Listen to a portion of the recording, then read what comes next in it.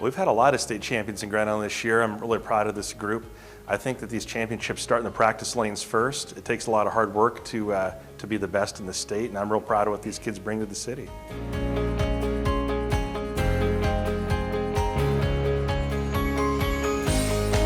I think Pier Park's been overlooked for a while. We brought a lot of new things to town, but I think it's important that we take care of the existing things we have as well.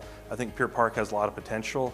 This study hopefully will tell us what we can do to make it a lot better. I think it has a lot better future ahead than what we're doing with it, and we need to make the most of it.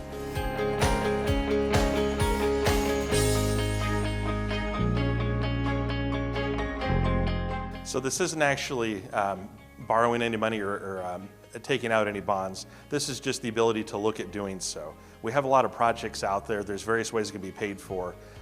Doing a bond is one of the ways that we could do it. It's usually better to have more options than fewer options. And even with it, this is the worst case scenario. There's many options that could potentially even lower that as well.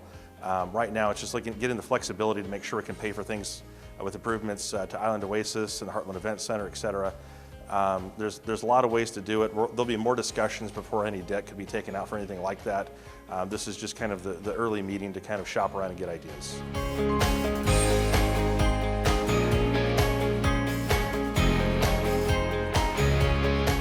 Well, if we're going to do those projects, we have to have a way to pay for them. There's going to be a lot of discussion of how we can do it, but if we don't have the ability to do it, we can't fund those projects. We'll still probably have several more meetings before we can do that, but without funding, we can't have any of them in place anyways.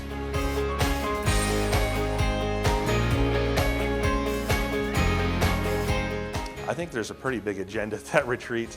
Anything from looking at how we could potentially fund some of the agricultural shows, how do we fund Heartland Event Center. We spent a lot of time planning quality of life projects last year.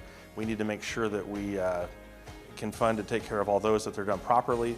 Also, we still have the Good Life District on the agenda. That's not over the finish line yet either.